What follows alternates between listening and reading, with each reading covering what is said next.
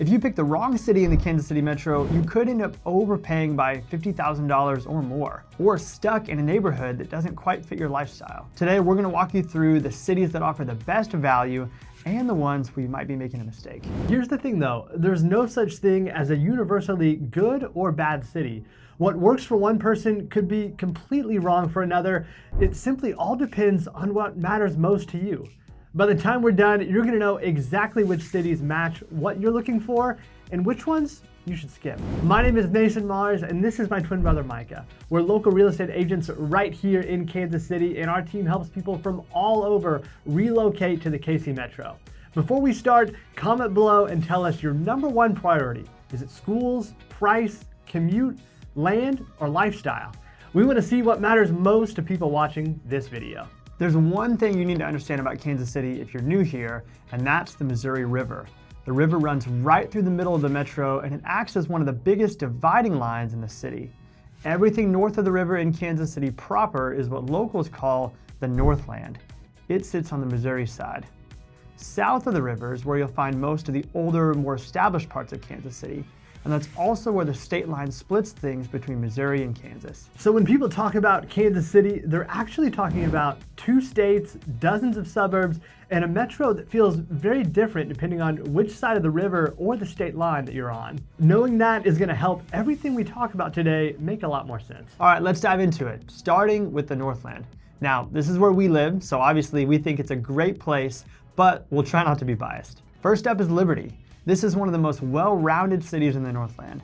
You're not just getting subdivisions and retail chains. You're getting a real downtown square with local shops, restaurants, and events that people from surrounding towns drive into on the weekends. It's got historic character mixed with newer development, which gives you options at multiple price points. If you want an area that gives you a nice downtown square with big box retail close by, plus highly rated schools, Liberty gives you that. Homes range from older historic homes near the square to brand new construction communities, with the historic homes falling in the mid 300s to low 400s range, and the new construction starting around the high 300s and going all the way up to $1 million or more. The Liberty School District is consistently ranked in the top 10 in the metro, which is a huge draw for families. Now, the downside here is that you're about 20 to 25 minutes from downtown Kansas City. So if you work in the city and commute daily, you'll feel that drive. And while Liberty has grown a lot, some of the newer areas can feel a lot more like typical suburbia and less like that charming downtown vibe. With this growth has come higher traffic, which can be a turnoff for some buyers. This is going to be the best city for buyers who want strong schools, a real downtown, and a balance of old and new at mid-tier price points. It might not be the best fit for people who want a shorter commute to downtown or want an area with better walkability. Just north of Liberty is Smithville, and this is where people go when they want lake life without sacrificing suburban amenities. Smithville sits right next door to Smithville Lake, which is a huge draw for boating, fishing, hiking, and outdoor recreation. One thing to note about Smithville Lake is that it's government owned, so there aren't any lakefront properties here. While you can still enjoy all kinds of lake activities, if you're looking for a property that sits on the lake, Smithville may not be the best fit. Smithville is great if you want a small town feel, with the population sitting at about 11,000 people, but you're still only about 10 to 15 minutes away from Liberty for bigger shopping and dining options. Take a second and imagine the day-to-day. You've got a newer home, you're minutes from the lake, and you don't have to drive too far for groceries or the essentials. That combination is rare in the KC Metro. Homes here start in the mid-200s for something older, maybe built in the 1930s through the 60s. And some of the newer homes sit in the $500,000 to $600,000 range, sometimes even close to $1 million if they sit on some land. The trade-off here is distance. If you work downtown, you're looking at a 35 to 45 minute drive each way, and that commute can feel isolating.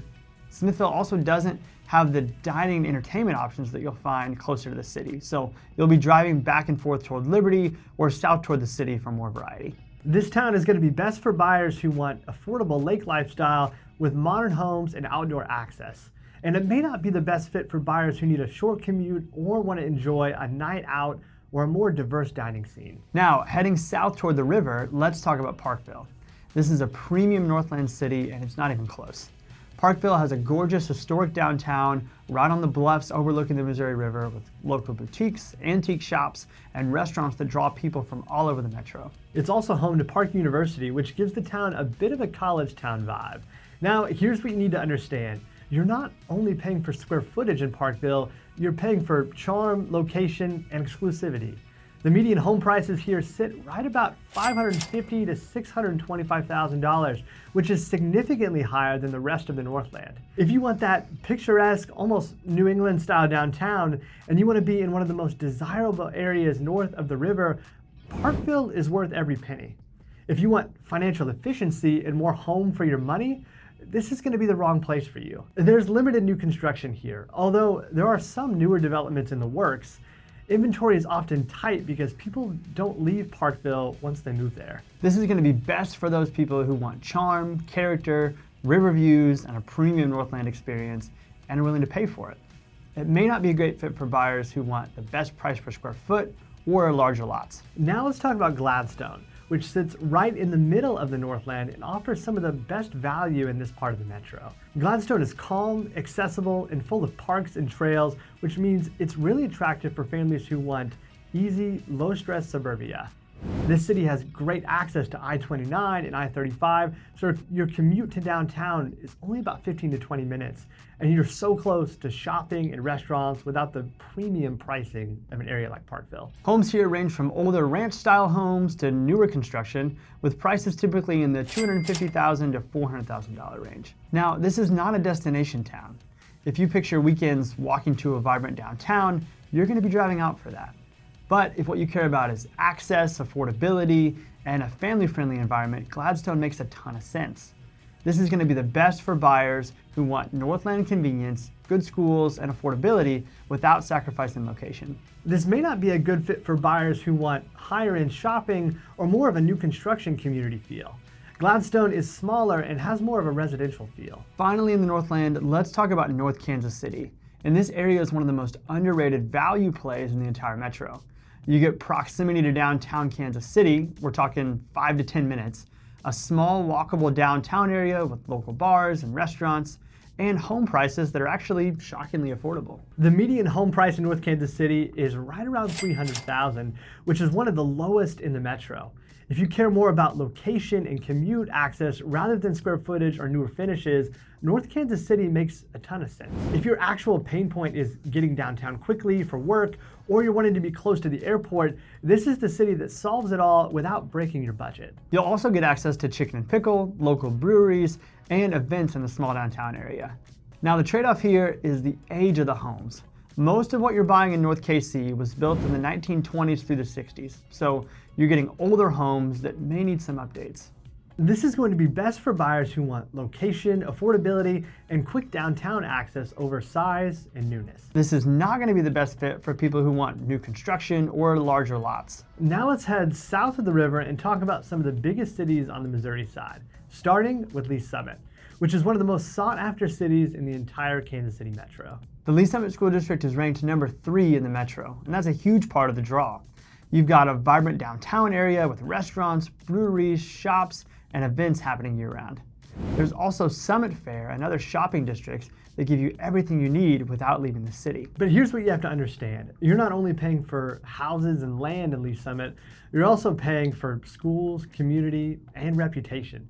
The median home price here sits right around $425,000. This may not be the best fit for buyers who want a ton of square footage or someone who's concerned about getting the best bang for your buck. If you're wishing there was a deeper dive on all these cities, stay tuned. There's a lot of videos on our channel that do deeper looks into all these areas. Right next to Lee Summit sits Blue Springs, which gives you similar access to great schools and amenities, but at a slightly lower price point. Blue Springs has the number 2 ranked school district in the metro, and it offers a really strong value proposition if you want to be in this part of town, but don't want to pay that Lee Summit premium. You're getting newer developments, good parks, and easy highway access to get you anywhere in the metro. The median home price here is about $333,000, which gives you a little bit more for your money compared to what you could get in an area like Lee Summit.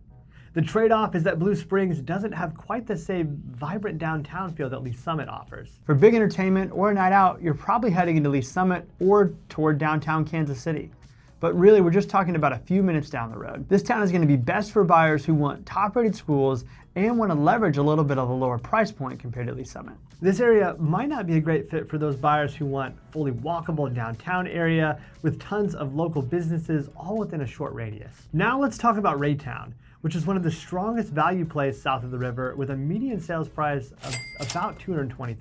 Most homes here are older, which means you get larger lots and more square footage for far less than what you're going to be spending in Lee Summit or Blue Springs. If you care more about space and quick access to the city rather than aesthetics or new construction, Raytown makes a ton of sense. If you're really wanting to get more home for your money and you don't mind doing some updates, this is the city that solves that problem. You also get a straight shot right in the heart of downtown in only about 15 to 20 minutes. Now, the trade-off here is the charm. Raytown feels a little bit more commercialized and older than curated. It's not trying to be a destination town.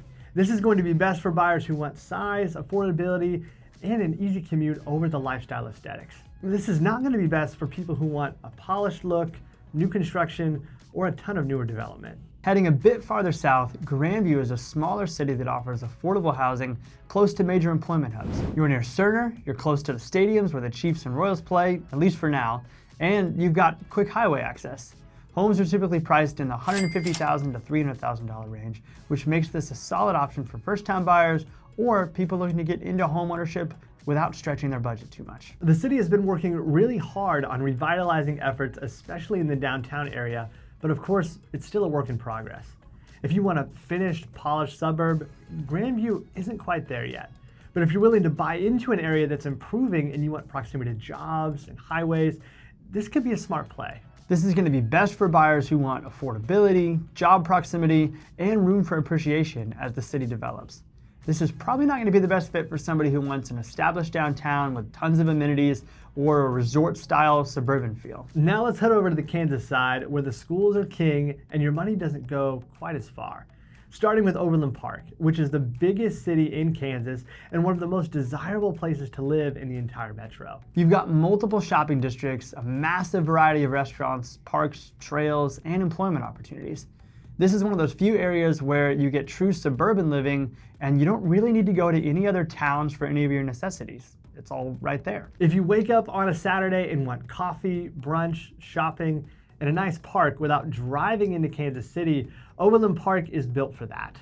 But the cost of entry also reflects that. The median home prices here sit right around $535,000, and land is scarce. You're paying a premium to live here, and it's because the schools are excellent, the amenities are everywhere, and the city is extremely well maintained. This town is going to be best for people who want suburban convenience, top-tier schools, and a polished lifestyle. It's not going to be the best fit for buyers who want space or maybe some land, or buyers that are a little bit more conscious of affordability. Just south of Overland Park is Olathe, which offers a similar suburban feel, but with slightly more space and newer construction options. Olathe has grown significantly over the last 20 years, and you'll find tons of newer neighborhoods, good schools, and family-friendly amenities. This city is also home to several major employers, which makes it really attractive for people who want to live close to work. The median home price here is about $438,000, which can give you a bit more square footage compared to Overland Park, depending on what you're looking at. The trade-off is that Olathe is a bit farther from downtown Kansas City, so your commute into the city would be about 30 to 35 minutes. But if you work on the Kansas side or you don't commute often, this really won't matter much. This is going to be the best option for buyers who want new construction, strong schools, and suburban amenities on the Kansas side. This is not going to be best for buyers who need a short commute to downtown. Now let's talk about Leawood, which is one of the most premium cities in the metro.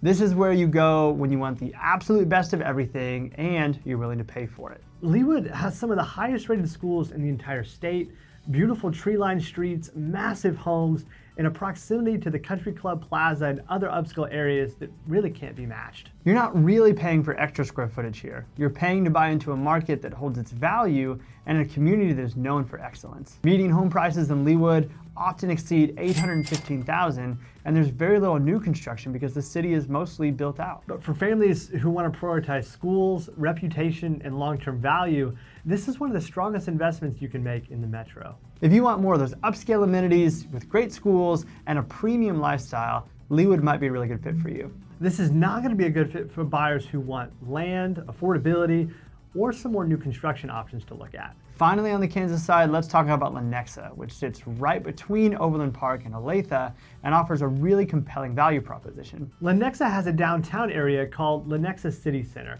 that has a ton of restaurants, shops, and a farmer's market. It also has a ton of parks and trails.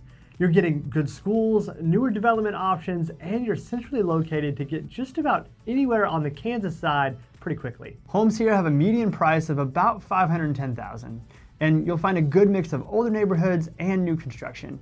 The trade-off is that Lenexa doesn't quite have that same name recognition or prestige as Overland Park or Leawood. But that's actually part of the value.